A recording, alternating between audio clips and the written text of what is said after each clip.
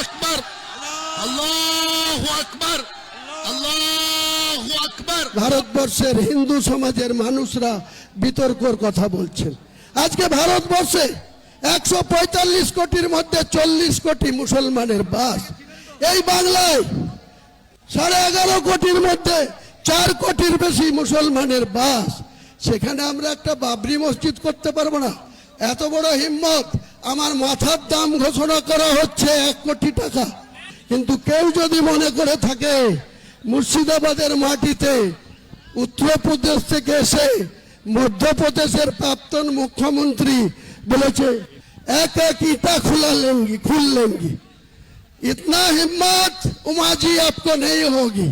बंगाल में जो 37% मुसलमान आबादी है ये शहीद हो जाएगी, लेकिन ये बाबरी मस्जिद का एक भी ईटा नहीं खुलने देगी, एक भी ईटा नहीं खुल देगी। ये मेरा चैलेंज है।